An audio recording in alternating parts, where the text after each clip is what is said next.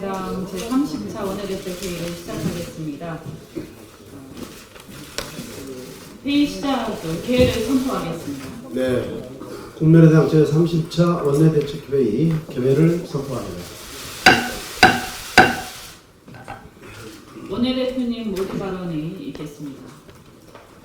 감히 상상조차 할 수 없는 일이 벌어졌습니다. 젊은 사회 초년생들이 다른 것도 아닌 대통령 선거에서 증거를 조작해 무언가를 얻어보겠다는, 어떻게 이런 끔찍한 발상을 할 수 있었는지 경악스럽고 기가 막힙니다. 어제 박주선 비대위원장께서 기자회견을 통해 국민께 사과했지만 오늘 이 자리를 빌어 거듭 사죄의 말씀을 드립니다. 검찰, 더 나아가 특검은 이번 사건을 한 점 의혹 없이 철저히 수사해서 국기문란 사범으로서 법정 최고형으로 다스려 주시기 바랍니다. 오늘 6월 임시국회가 폐회됩니다. 어제까지 원내대표 간 회담을 통해 수차례 국회 정상화를 시도했지만 번번이 합의 도출이 실패하면서 국회는 소모적 핑퐁 게임으로 조성세월에 왔습니다.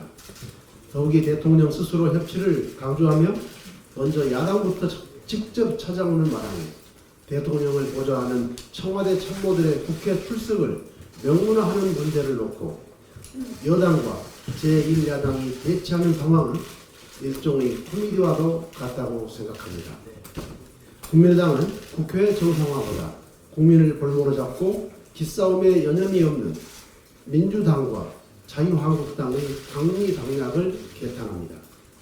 무엇보다 한때 국가 백년 대계를 좌우할 헌법 개정 특위가 활동 시한을 넘겨 해산될 처지에 모이고 대화와 협치의 기반인 다당제를 제도화하기 위해 논의하려던 정치개혁 특위 설치도 무산될 위기에 처했던 데 대해 여당인 민주당과 제1야당인 자유한국당을 성토합니다. 늦게나마 저희 국민의당의 제안으로 어제 원내대표 회동을 통해 개헌특위 연장과 정개특위 설치에 대해 의견 접근이 이루어진 점은 다행입니다. 다만 검찰 개혁을 위한 사법개혁특위 설치가 자유한국당의 반대로 무산된 데 대해서 이를 매우 유감으로 생각합니다.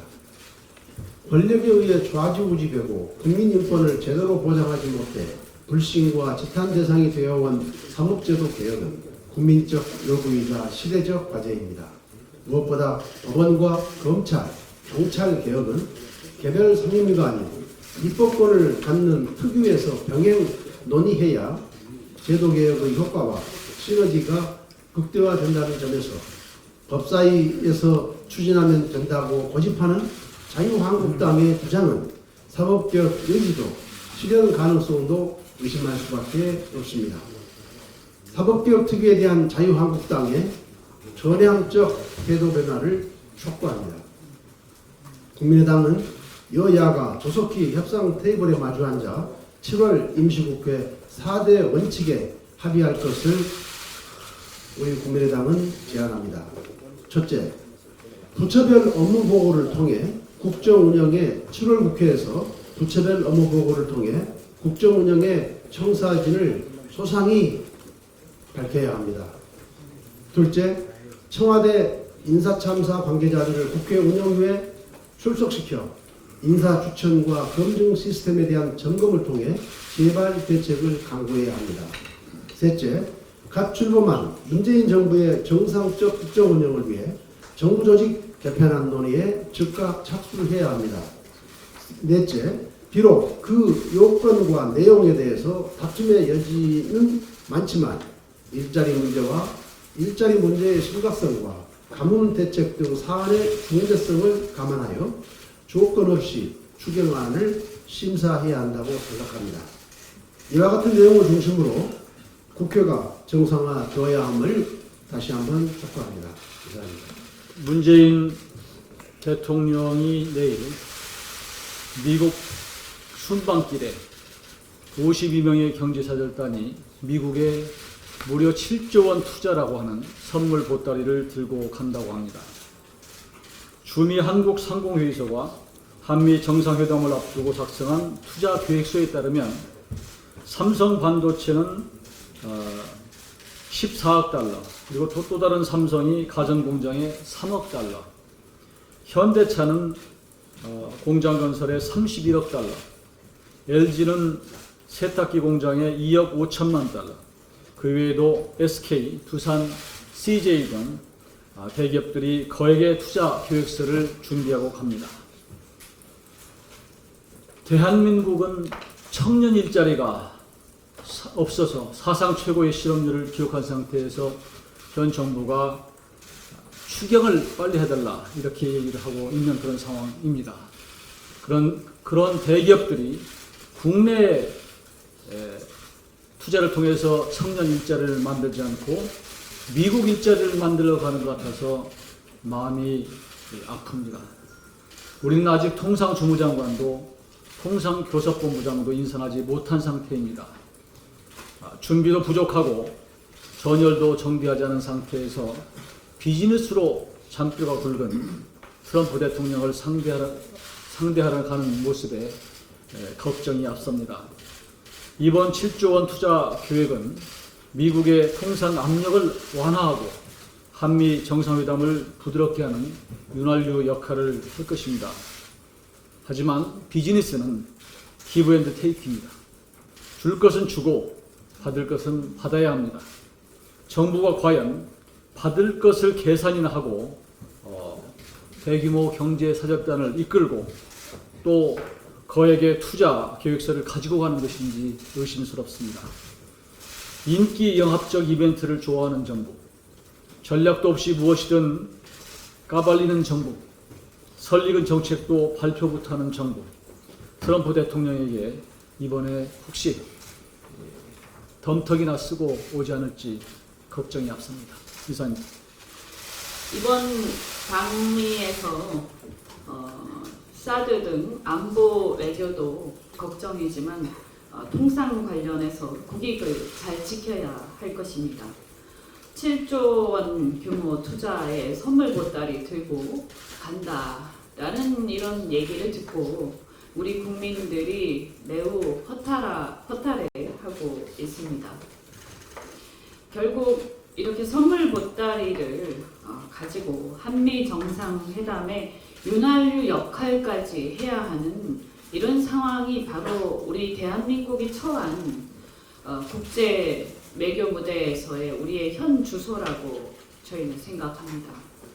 그렇다면 더 큰 선물 보따리를 들고 가야 하는 일이 생기지 않도록 정말 한미 외교뿐만이 아니라 우리가 강대국가의 외교에서 우리가 자존심이 없어서가 아니라 국익을 지키기 위해서 신중한 언행과 앞으로의 그 외교 활동을 해야 한다.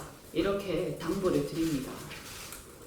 문재인 정부가 또한 이번에 방미 경제인단을 꾸리는 과정에서 청와대가 일일이 개입한 정황이 드러나서 이전 정부와 달리 관치 경제를 벗어나게 기대했던 기업인들 간의 실망이 커지고 있다고 합니다. 미국과 전혀 상관이 없는 업체가 선정되는가 하면 더불어민주당의 당협위원장이란 이유로 미국과 관계도 없고 사업도 저조한 업체가 참여 명단에 포함이 되어서 기업인들 사이에 불만이 커지고 있다는 얘기가 들립니다. 이번 정부에 대해서는 적폐가 청산되기를 바라는 국민들의 마음이 담겨 있다고 생각합니다. 과거의 어떤 관치 경제의 이런 나쁜 관행을 답습하지 않아야 할 것입니다. 끝으로 최근에 현대자동차 미국에서 리콜 사태로 굉장히 어려움에 처해 있는 것 같습니다.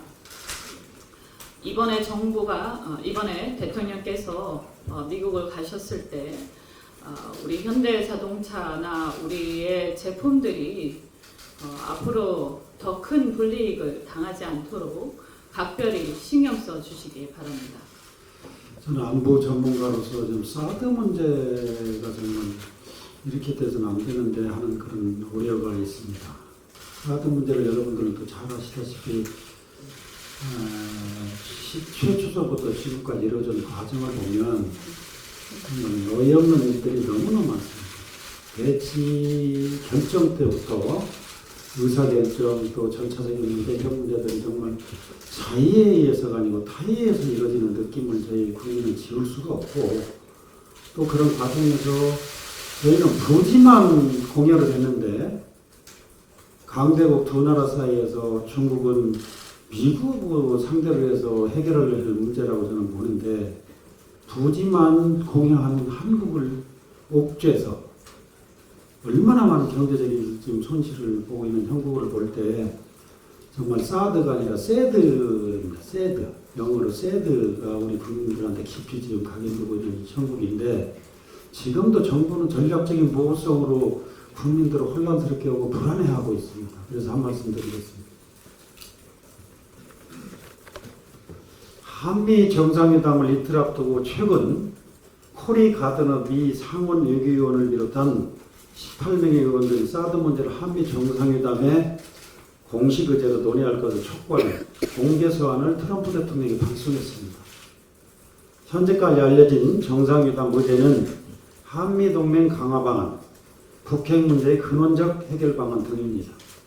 청와대는 이에 대해서 정상회담에 사드 같은 작은 의제는 안 넣는다면요, 사드가 공식 의제가 아니라는 입장을 고수하고 있지만 사드 문제는 절대 작은 의제가 아닙니다.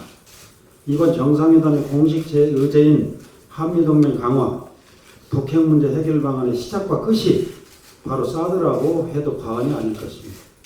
사드 문제를 정상회담 의제에서 제외하려는 문재인 정부의 의도는 미국과 중국 사이에서의 전략적 모호성을 유지하려는 외교 전략으로 보입니다. 그러나 국가 전망과 국민 난의가 걸려있는 외교 안보 문제에서 전략적 모호성이나 줄타기 외교만큼 위험한 발상, 아마추어리즘도 없을 것입니다. 현재 발생되고 있는 한미동맹 관계 균열은 사드 문제에서 비롯됐습니다. 따라서 균열의 봉합 역시 사드 문제에 대한 양국 간의 합리적 소통, 공식적 합의로 마무리되어야 된다고 봅니다. 정부는 이번 정상회담 의제의 사드를 공식적으로 포함하여 논의해 주시기 바랍니다.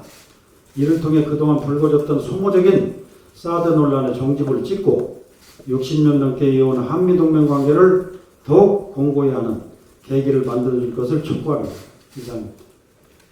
전두환 전 대통령이 자신의 재판을 서울에서 해달라고 재판 이송 신청을 했습니다.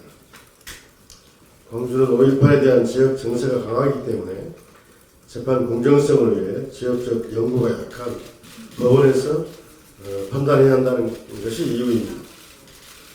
전두환은 아시는 것처럼 5.18은 폭동으로 재조사, 재평가가 필요하다. 또 광주에서 국군의 살상 행위는 없었다. 발표 명령도 없었다. 이렇게 말하고 있습니다. 또 자신은 광주 사태 치유와 유무를 위한 10gem굿에 내놓은 재물이라고까지 말하고 있습니다. 대형군의 헬기 사격을 증언했던 돌아가신 조비오 신부에 대해서는 성직자라는 말이 무색한 파렴치한 거짓말장이라고 비난했습니다.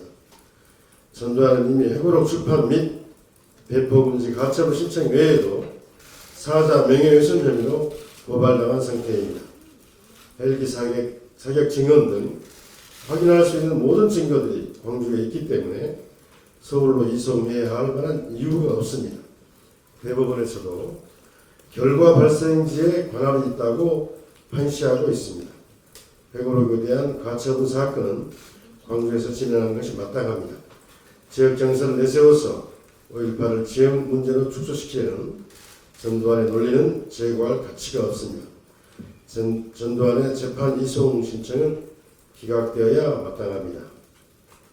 정부는 청년 농업인 직불금제를 내년에 시행한다고 합니다. 또 하나의 탁상론의 극치를 보여주는 형태라고 말씀드릴 수 있겠습니다. 작년에 우리 쌀 가격은 80kg 한 가마니에 12만 원대로 즉 21년 전에 쌀값으로 추락을 했습니다. 이것은 농정정책에서 신자유주의의 경쟁과 효율만을 앞세우는 잘못된 농정정책의 결과입니다. 농정정책은 효율과 경쟁이 아닌 보호주의로 일관해야 합니다. 이런 상황에서 또 한 차례 보여주기식의 이 농정정책은 참으로 잘못되었다고 말씀드릴 수 있겠습니다. 어제 청년 농업인에게 최저임금을 보장해주는 청년 농업인 직불금제가 내년에 시행된다고 발표했습니다. 이는 청년 농업인에게 최저임금을 보장함으로써 농촌에서도 청년 일자리를 창출하겠다는 농촌 살리기에 좋은 정책입니다. 그런데 실상을 파악해보니 대통령 공약에 짜맞추기 위한 급조한 청년 농업인 직불금제는 농촌 현실과는 동떨어진 눈 가리고 아웅하는 보여주기식의 정치의 결정판입니다. 농촌 현실을 전혀 모르는 탁상공론에 불과합니다.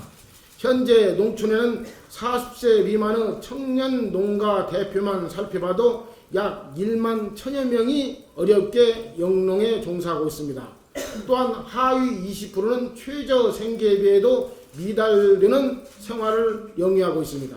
이들 중에서 불과 500명만을 골라 고작 9개월에서 12개월 동안 매달 100만 원을 지급한다는 것은 농촌 청년이 꿈꿔온 희망을 앗아가는 미성숙한 형태에 불과합니다. 지난해 전체 농가 대표 가운데 40세 미만의 비율은 1.1%, 약 11,000명이고 5월 말 현재 체감 청년 실업률이 23%에 육박합니다. 이런 청년 실업의 실태를 파악하고도 정부 지원을 500명에 한정한다고 하면 이는 농업정책에 대한 정부의 잘못된 태도를 보여주는 것입니다. 고작 500명에게만 정부 지원을 해주고 청년 실업 해소책을 마련했다는 핑계로 삼지 말고 차라리 40대 이하 전체 농촌 청년들에게만이라도 3년 정도의 혜택을 주어 자립할 수 있는 기회를 줘야 한다고 생각합니다. 이것이 청년 창업 농업이 기반을 확충할 수 있는 여건이기 때문입니다. 문재인 대통령은 청년 농업인을 상대로 하는 정치쇼와 보여주기식 정치를 당장 집어치우고 500명이 아닌 전체 청년 농업인을 보듬는 진정성을 보여줘야 합니다. 이것이 청년 농업인의 고통을 어루만지는 정치인의 진실된 태도라고 생각합니다. 이상입니다. 어제 발표된 미스터 피자 사태는 오래전부터 예견되어 온 일입니다.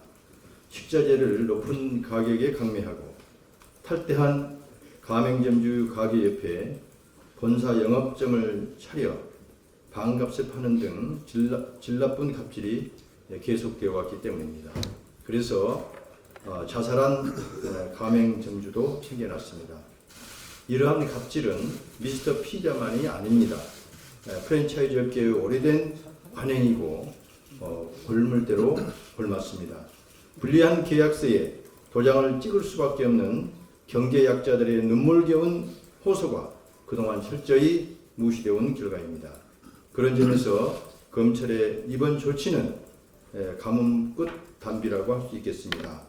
비자금 조성 의혹도 있는 만큼 검찰은 철저하게 조사하고 엄정하게 처벌해야 할 것입니다. 그러나 문제는 이러한 갑질 행태가 깊고 은밀하게 관행화되어 특정 업체에 대한 외과 수술만으로는 한계가 있다는 것입니다. 따라서 모든 프랜차이즈 업계에 항구적으로 적용되는 개혁 조치가 있어야 할 것입니다.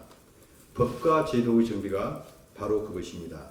식자재 강매 금지, 보복 조치 금지, 가맹점주의 의사에 반하는 불리한 계약 금지, 계약 기간 10년에서 20년으로 연장, 전속 고발권, 지방자치단체의 장까지 확대, 그리고 이러한 의무 위반 시 강력한 벌칙 부과 등을 명문화하고 제도화해야 합니다. 한 가지 덧붙이자면 자금 문재인 정부에서 외과 수술식으로 이루어지고 있는 모든 개혁은 이처럼 사람이 아닌 법과 제도에 의해서 이루어져야 합니다. 그것이 진정한 개혁입니다. 이상입니다. 네, 저는 24일, 25일 날 이틀간의 무주 세계 태권도 선수권대회에 다녀왔습니다. 제가 국회의원 태권도연맹 총재 자격으로 북한의 IOC 위원이신 장웅 의원과 많은 대화를 했습니다. 첫 번째는 남북 체육 교류를 어떻게 할 것인가, 두 번째는 태권도 교류를 어떻게 할 것인가, 그 다음에 평창 올림픽 단일팀 문제를 어떻게 할 것인가에 대해서 심도 있는 많은 대화를 했습니다. 그런데 장 IOC 위원의 생각은 남북 정부 간의 당국자 간의 회담이 중요하다, 그렇게 그런 말씀이 있었습니다. 거기에 대해서 한 말씀 드렸습니다. 태권도를 물꽃은 남북 스포츠가 하나 되어야 됩니다. 지난 24일부터 세계 태권도 선수권 대회가 전북 부두에서 개최되고 있습니다. 이 대회는 북한의 주도로 국제 태권도연맹 ITF에서 시범단을 파견해서 전 세계에서 주목을 받고 있습니다. 북한 태권도 시범단이 방한한 것은 10년 만이나 더욱 뜻깊은 행사였습니다. 저는 지난 토요일 북한 태권도 시범단에게 뜨겁게 환호하는 우리 국민들을 보면서 남북 간 체육 교류가 필요하다는 것을 다시 한번 절실하게 느꼈습니다. 지금 엉켜져 있는 남북 관계 실타래를 풀 수 있는 가장 좋은 방법은 스포츠 교류밖에 없습니다. 정치적 이념을 떠나서 남북 간의 동질성 회복을 위해서라도 이 같은 노력은 반드시 필요합니다. 저는 이런 뜻을 북한 장웅 IOC원에게 전달했습니다. 이제 평창 동계올림픽이 1년이 채 남지 않았습니다.